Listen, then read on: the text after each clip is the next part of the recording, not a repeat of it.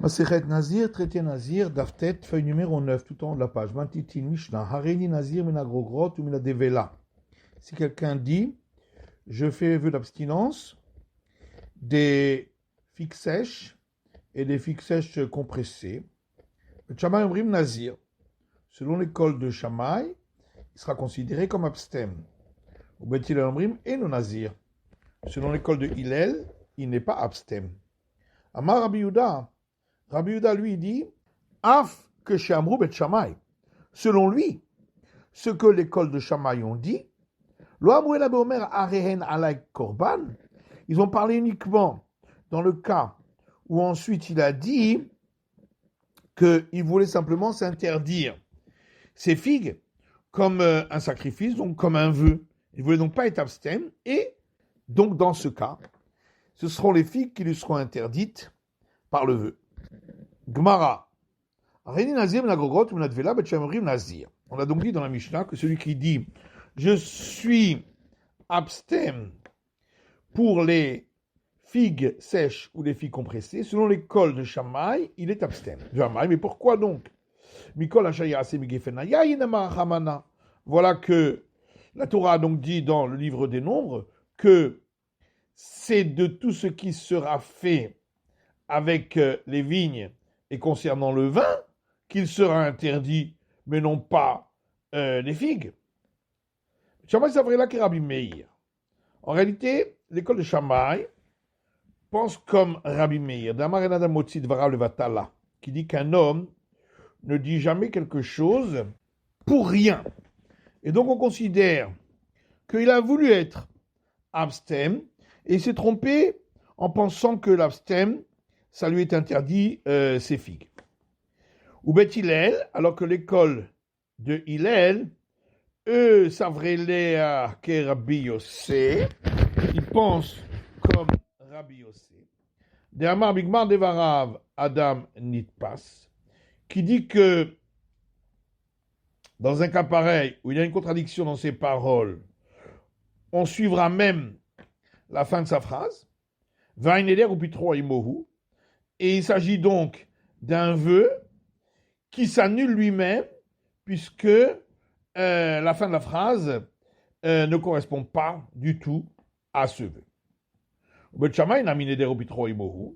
Mais alors, d'après l'école de Shammai aussi, on devrait dire qu'il s'agit d'un vœu qui est annulé à cause de la fin de la phrase. Et là, Bet Shammai Savrela qui est Rabbi Meir.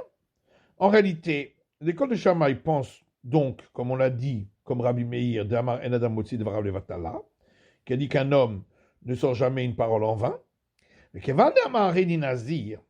Et donc, puisqu'au départ, il a dit je suis abstem, avec les Nazirs, il sera abstem. Rikama minagrogot ou minadvela, et lorsqu'il a poursuivi en disant des figues sèches et de figues sèches compressées, les tchoulé ou de kati, c'est parce qu'il a voulu changer d'avis. Et il a voulu annuler son vœu. Et l'école de Shammai suit son opinion, car il pense que on ne peut pas revenir en arrière pour ce qui est consacré. Et puisqu'il n'y a pas de possibilité de revenir en arrière pour ce qui est consacré, il n'y a également pas de possibilité de revenir en arrière pour les vœux d'abstinence, puisque dans la Torah, il est écrit qu'il sera sanctifié. Ou Bet-Hillel Savré, alors que l'école de Hillel pense que Rabbi Shimon, comme l'avis de Rabbi Shimon, des temps de Rabbi Shimon Poter, chez Loït Nadev, que les Gerech Mitnadvim, car il y a une Mishnah qui dit que Rabbi Shimon dispense de devoir accomplir ce type de vœu, car il n'a pas formulé le vœu comme on le formule normalement, et c'est le cas ici également. Matiti de Loki Aitana. La Gemara dit, notre Mishnah ne suit pas l'avis suivant des Tanya. Quand nous voyons une braïta, Rabbi Nathan Omer, qui dit, Rabbi Nathan dit, Bet Shammai Omrim Nadur Venazir. L'école de Shammai disent, il est interdit par le vœu et il est interdit comme abstème. On expliquera ensuite. Et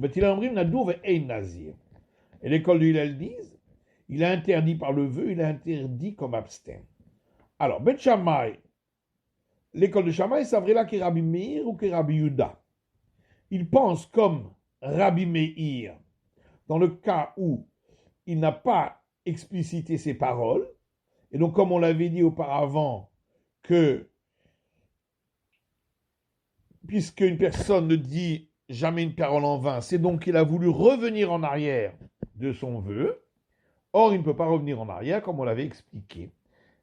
Et c'est pourquoi le vœu d'abstème est valable. Ou que Rabbi Yehuda, mais il pense également comme Rabbi Yehuda de notre Mishnah, dans le cas où il a explicité ses paroles en disant qu'il voulait faire un vœu d'interdire ses figues, et dans ce cas-là, il ne sera pas abstème, mais il aura l'interdiction des figues par ce vœu. Ou Bet Hillel, alors que l'école du Hillel, ça vrai là qu'est Rabbi Yossé.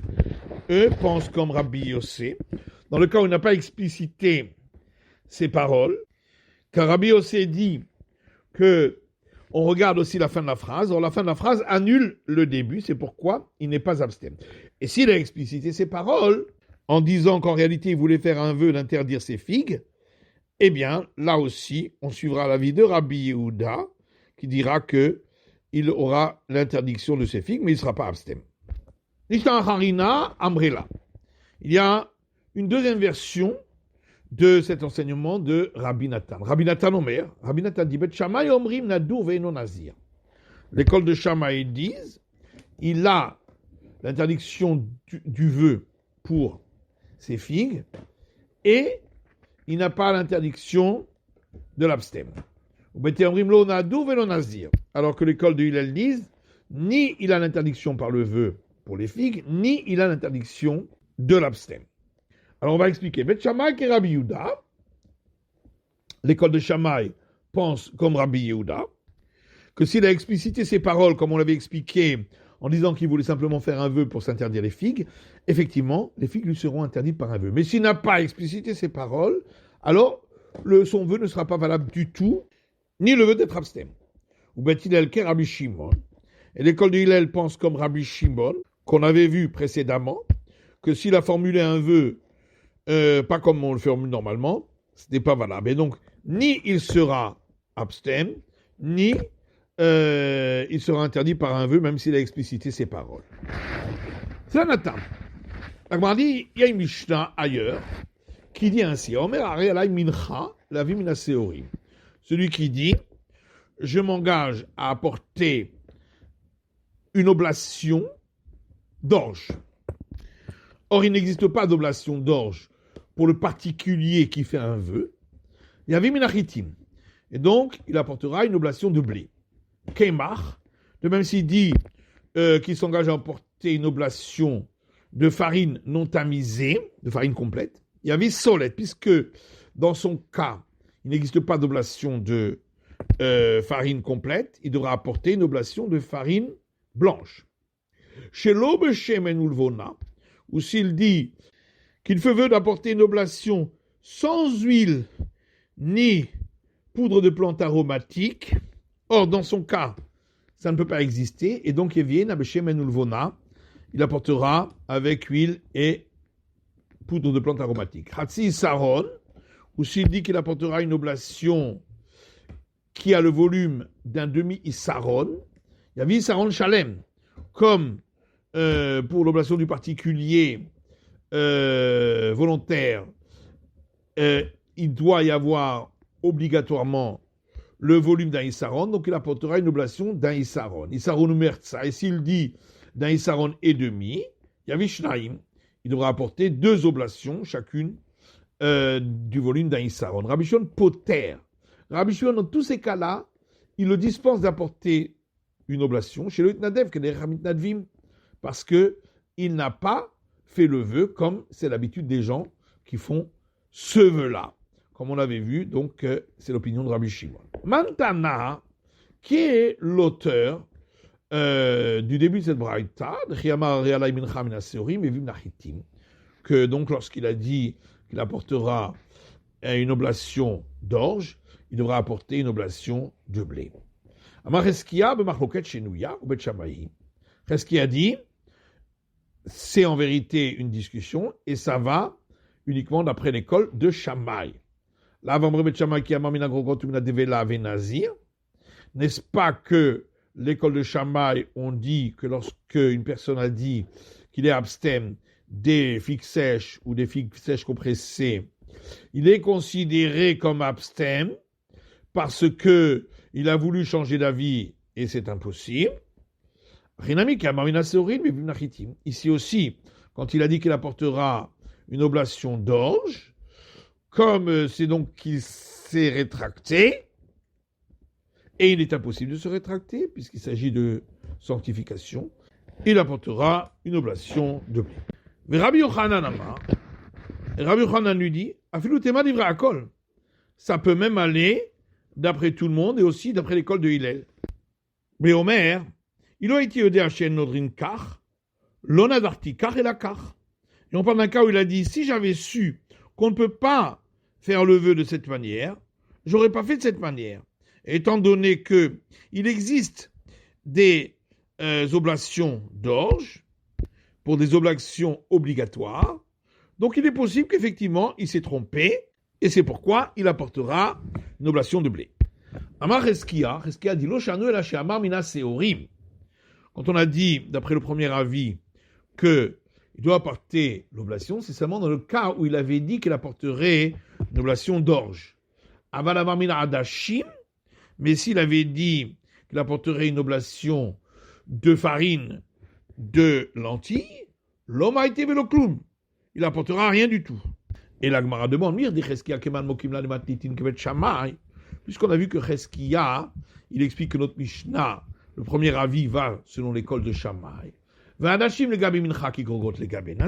Damou. Or, les lentilles, pour une oblation, c'est quelque chose qui n'existe pas, donc c'est exactement comme l'interdiction des figues sèches pour l'abstème. Le Kamri de Shammai avait Nazir.